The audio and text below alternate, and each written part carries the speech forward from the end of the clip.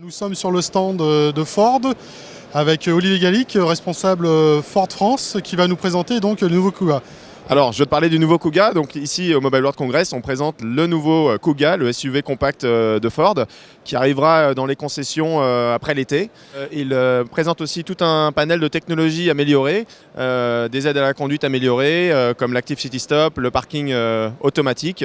Mais surtout, il a le nouveau système multimédia embarqué de Ford et connecté. C'est le système Sync 3 qui va permettre d'être connecté avec n'importe quel téléphone, un Android, un Apple, mais aussi via AppLink avec n'importe quelle application qui souhaitera développer la petite passerelle pour pouvoir être piloté dans une Ford. Le système par rapport à la génération précédente a complètement été changé et notamment été simplifié. Le hardware est beaucoup plus performant, on peut le voir.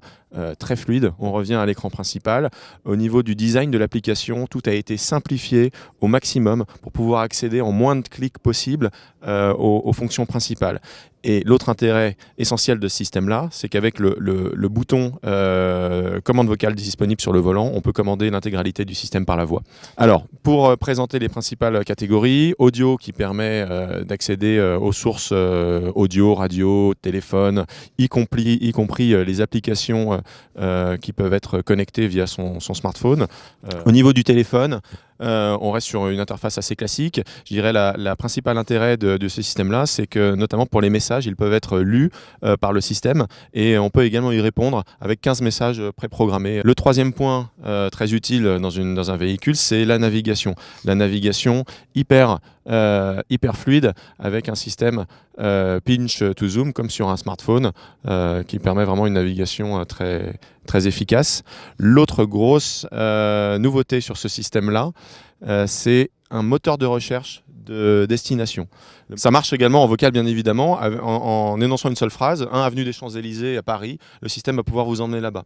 L'autre point, c'est que le système est beaucoup plus conversationnel au niveau de la commande vocale. On n'est plus obligé d'avoir ce formatage destination, adresse. On dit je veux aller, emmène-moi à l'adresse suivante, je veux un café, je cherche une station essence ou un parking et le système va automatiquement vous donner la liste des points d'intérêt les plus proches. Le quatrième point que l'on pense être réellement un point important pour l'expérience utilisateur, c'est de pouvoir accéder aux principales applications de son téléphone que l'on utilise tous les jours, mais sans, bien sûr, d'un point de vue de sécurité, sans avoir accès à toucher à son téléphone. Donc, enfin et pour terminer, les utilisateurs d'Apple seront contents d'iPhone parce qu'ils auront accès à CarPlay qui est intégralement préchargé sur le téléphone, sur le système. Et au moment où on branchera son téléphone, le système CarPlay va s'activer et on retrouvera l'écran identique à son téléphone.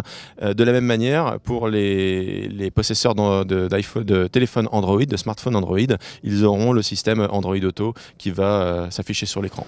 Donc on l'a vu, ce nouveau Sync 3 semble être prometteur, notamment avec CarPlay et Android Auto. On attend de voir les premiers tests qui auront lieu d'ici juin-juillet pour mieux s'en rendre compte. Donc on remarque que le smartphone prend de plus en plus de place au sein de l'habitacle de la voiture, sachant que Ford privilégie tout de même les commandes vocales pour éviter que le conducteur soit perturbé à toucher l'écran ou à manipuler les touches.